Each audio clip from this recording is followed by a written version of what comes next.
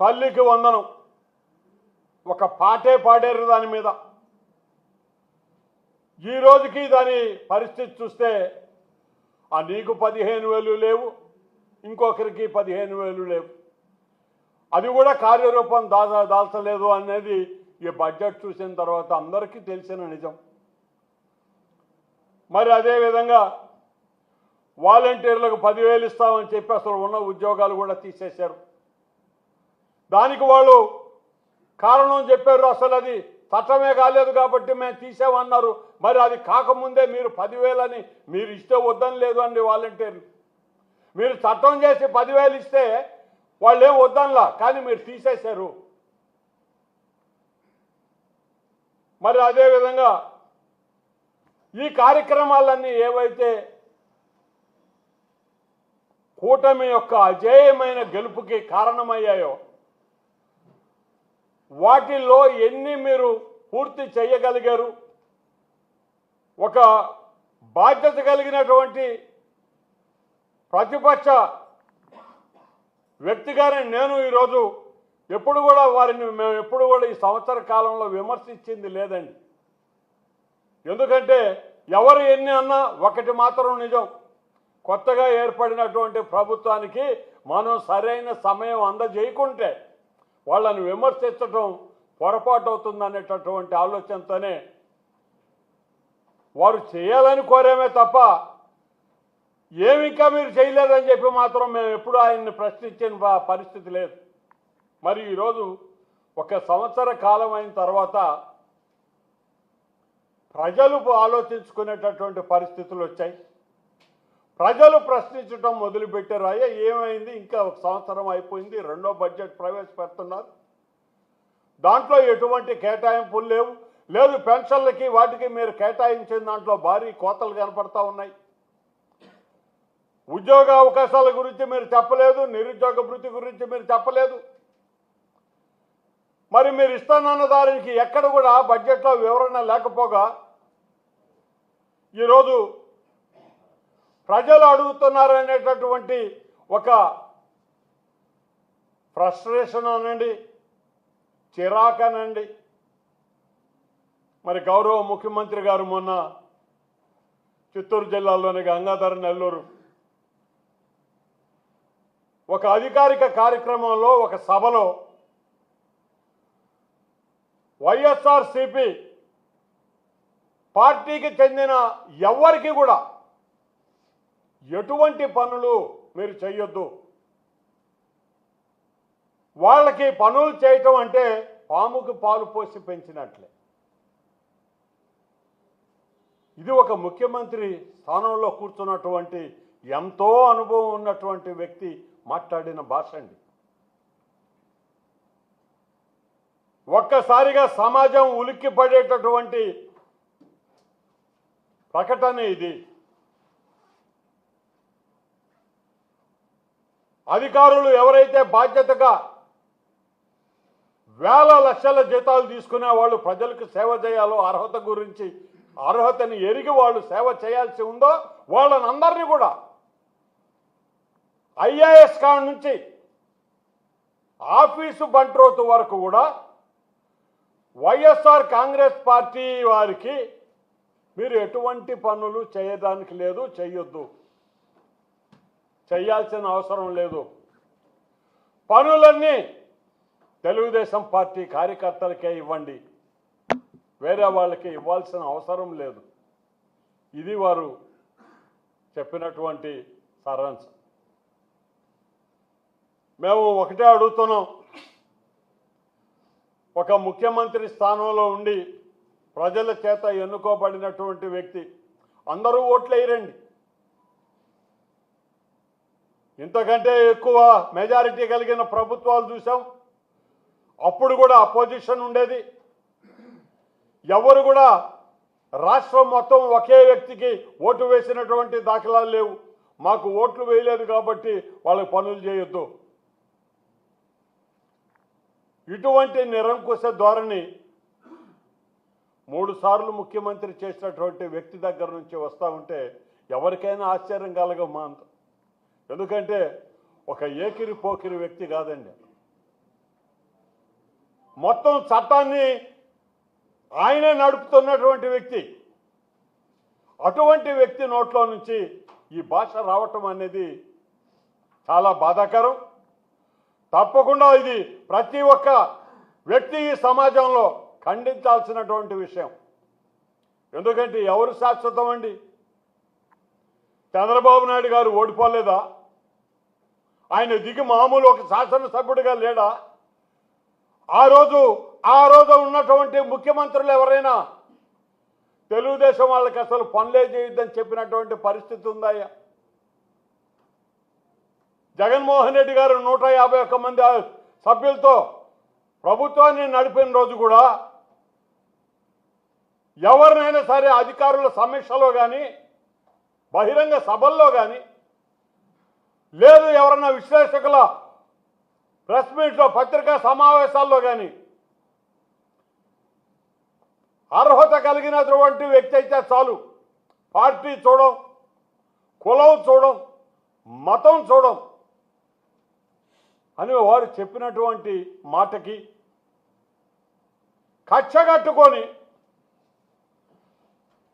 చేయడానికి అలివి కానటువంటి హామీలను మీరు ఎన్నికల్లో చెప్పి గెలిచిన తర్వాత ఆ హామీలను నెరవేర్చమని ప్రజలు అడిగితే అవి దానికి సమాధానం చెప్పలేక వైఎస్ఆర్సీపీ వాళ్ళకి పనులు చేయొద్దంటాం దేనికి సంకేతం అండి? ఇది డైవర్షన్ పాలిటిక్స్కా, లేకపోతే ప్రజలు ప్రశ్నించడం మొదలుపెట్టారు, ఇబ్బందికరమైన పరిస్థితులు భవిష్యత్తులో వస్తాయి, ఇవి ఎట్లా చేయాలా, ఇవి చేయలేము మనం చెప్పాడు ఆ రోజు జగన్మోహన్ రెడ్డి గారు. అయ్యా మేము ఇచ్చినటువంటి పథకాలు నెరవేర్చడానికే దాదాపు 70,000 కోట్ల రూపాయలు లెక్కలతో సహా చూపించడం జరిగింది.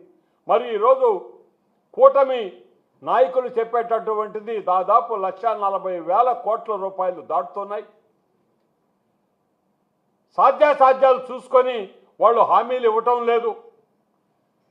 వాళ్ళనే అడగండి ఏ విధంగా ఇది సాధ్యమవుతుందని అంటే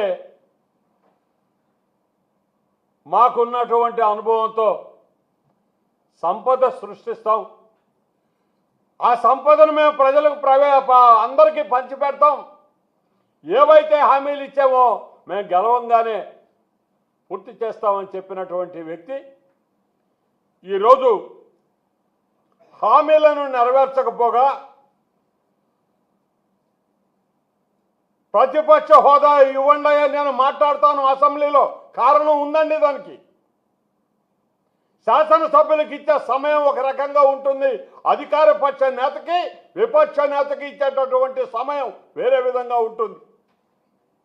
గతంలో చూసాం, జగన్మోహన్ రెడ్డి గారు ప్రభుత్వాన్ని స్థాపించలేక 60 మంది ఎమ్మెల్యేలతో అపోజిషన్ ఎమ్మెల్యేగా ఉన్న రోజు, ఆ రోజు గెలిచినటువంటి చంద్రబాబు నాయుడు గారి ప్రభుత్వం అక్కడ ఉన్నటువంటి సభ్యులు శాసనసభలో ఏ రకంగా ప్రవర్తించింది అందరూ చూశారు. ఈరోజు ఈ హామీల గురించి జగన్మోహన్ రెడ్డి గారు అక్కడ మాట్లాడితే ఒక్కరైనా ఒక్క మాట మాట్లాడించే పరిస్థితి అక్కడ లేదు. కాబట్టి చట్టబద్ధంగా మాకు అధికార పక్ష నేతతో ఆయనకి ఎంత సమయం ఇచ్చారో అంత సమయం మాకు ఇవ్వాల్సిన పరిస్థితి ఉందంటే విపక్ష నేతగా ఇవ్వండి అని చెప్పి అడిగిన దాంట్లో ఔచిత్యం లేదని మీరు భావించినా, సమయం లేని చోట మాట్లాడివ్వని చోట మనం మాట్లాడి ప్రయోజనం లేదనే ఆలోచనతోనే ఆయన ఈరోజు బయటికి రావటం జరిగింది. చెప్పదలుచుకున్నది ఏదో పత్రికల ముఖంగా సాక్ష్యాధారాలతో సహా వారు ఇచ్చినటువంటి హామీలతో సహా పూర్తిగా ఆయన ప్రజల ముందు పెడతా ఉన్నారు. మరి ఈరోజు ప్రజలకు సమాధానం చెప్పాల్సింది వైఎస్ఆర్సీపీ నాయకులు కార్యకర్తలో కాదండి. మీరు మమ్మల్ని ఏం చేయదలుచుకున్నారో మీరు చెప్పేశారు. మొన్న గంగాధర్ నెల్లూరులో మీ ఆలోచన చెప్పారు. ఇక వైఎస్ఆర్సీపీ నాయకులు కానీ కార్యకర్తలు కానీ ఏదైనా సమస్యల మీద గవర్నమెంట్ ఆఫీసుల కాడికి ఆ తలుపు తట్టనే పడలేదని ఆయన చెప్పేశాడు. ఆయన చెయ్యం పని చెయ్యొద్దు. వాళ్ళతో కనుక జనం వస్తే ఆ జనానికి కూడా మీరు పని చేయొద్దు. ఇది వారు చెప్పినటువంటి సారాంశం. మరి ఇది సబబేనా అని అడుగుతున్నాం. ఒక స్థాయి, ఒక అనుభవం కలిగినటువంటి బాధ్యతతో కూడినటువంటి పదవిలో ఉన్నటువంటి ఒక పెద్ద ఆయన వయసు, ఆయన అనుభవమే ఆయన వయసు, వారు అదే చెప్తారు చంద్రబాబు నాయుడు గారు ఇప్పుడు. మరి అంత స్థాయి కలిగిన వ్యక్తి ఈ రకమైనటువంటి ఈ ప్రకటన చూసిన తర్వాత ఎవరైనా సరే, విద్యార్థికులు కానివ్వండి, మామూలు వైఎస్ఆర్ కాంగ్రెస్ పార్టీ ఒక్కటే కాదయ్యా, ఏ కమ్యూనిస్టు లేదా, సిపిఐ లేదా, వేరే ఇతర పార్టీలు లేవా, ముస్లిమ్స్కి సంబంధించిన పార్టీలు లేవా? అందరూ మీకే వేశారా ఓటు? లేదు కదా. ఎవడి పార్టీకి సంబంధించిన వాడు వాడి పార్టీ గుర్తుకు వాళ్ళు వేసుకున్నారు. కూటమిగా ఉన్నందువల్ల మీరు ముగ్గురు కలిస్తే 10% మీకు ఎక్కువ వచ్చిందండి. ఒక్కడిగా పోటీ చేసిన 40% ఓటు తీసుకొని వచ్చిన జగన్మోహన్ రెడ్డి గారిని మీరు ఈరోజు తక్కువ చేసి మాట్లాడొచ్చు, సంఖ్యాబలాన్ని చూపించి.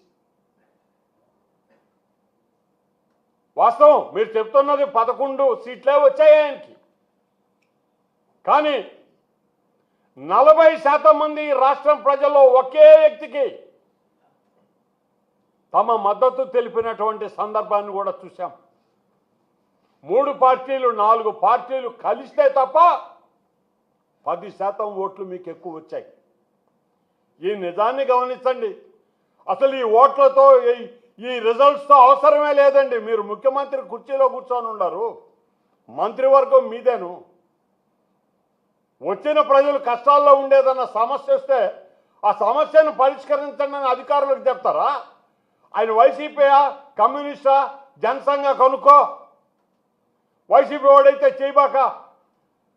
ఒక స్థాయి లేనటువంటి వ్యక్తి మాట్లాడే మాటలు మామూలుగా వీళ్ళుంటారు కింద స్థాయి నాయకులు, అట్టడుగు స్థాయి నాయకులు. ఆ నాయకుల భాష ఏకంగా ఒక పార్టీ అధినేత నోట్లో నుంచి, ఒక కూటమి అధినేత నోట్లో నుంచి వస్తూ ఉంటే ఇది ఎటువంటి సంకేతానికి దారితీస్తుందో ఒక్కసారి ఆలోచించమని చెప్తున్నా. ఇది పద్ధతి కాదు. వైఎస్ఆర్సీపీ నాయకులు కానీ, కార్యకర్తలు కానీ ప్రతి ఒక్కరూ కూడా ఈ ప్రకటనను, చంద్రబాబు నాయుడు గారు చేసినటువంటి ఈ ప్రకటనను ఖండిస్తున్నాం. బాధ్యత కలిగిన ముఖ్యమంత్రిగా వారు మాట్లాడిన దానికి ఎంతో బాధాకరంగా మేము అందరం కూడా విచారం వ్యక్తం చేస్తున్నాం. దయచేసి ఇటువంటి వర్గపోరుని ఆ స్థానంలో కూర్చొని మీరు మొదలు పెడితే అది ఎక్కడికో దారి తీస్తుందని కూడా మనవి చేస్తూ, వైఎస్ఆర్సీపీ కార్యకర్తలు, నాయకులు, ప్రభుత్వ అధికారులు పనులు చేసినా చెయ్యకపోయినా ప్రజల పక్షాన నిలబడేదే. ప్రజలకు ఏదైనా అవసరం అయితే మమ్మల్ని నమ్మి మాతో నడిచొచ్చిన జనం కోసం నడి వీధిలో ఎంత దూరం పోరాటానికైనా మేమందరం కూడా జగన్మోహన్ రెడ్డి గారి నాయకత్వంలో సంసిద్ధంగా ఉన్నామని చెప్పి ఈ సందర్భంగా మనవి చేస్తూ, ఇక్కడ నెల్లూరు రూరల్కి సంబంధించినటువంటి వైఎస్ఆర్సీపీ కార్యవర్గానికి అంతా ఇదే మనవి చేస్తున్నాం. ఎవరు ఈ ఉడత ఊపులకో, ఇటువంటి బాధ్యతారహిత ప్రకటనలకో ఉలిక్కి పడాల్సిన అవసరం లేదు. మనలో న్యాయం ఉండి మనం తీసుకువెళ్ళేటటువంటి ఈ ప్రజల పనిలో ధర్మం అనేది ఉంటే తప్పనిసరిగా మేము అధికారులతోనైనా పోరాటం చేస్తామని చెప్పి మనవి చేస్తూ, వైఎస్ఆర్సీపీ నాయకులుగా, కార్యకర్తలుగా నెల్లూరు రూరల్ నియోజకవర్గంలో ప్రజల పక్షాన ఎప్పుడు కూడా వారి న్యాయమైనటువంటి కోరికలు, వాళ్ళ న్యాయమైనటువంటి సమస్యల పరిష్కారానికి వాళ్ళకి అండగా ఉంటామని చెప్పి మనవి చేస్తూ సెలవు తీసుకుంటున్నాను.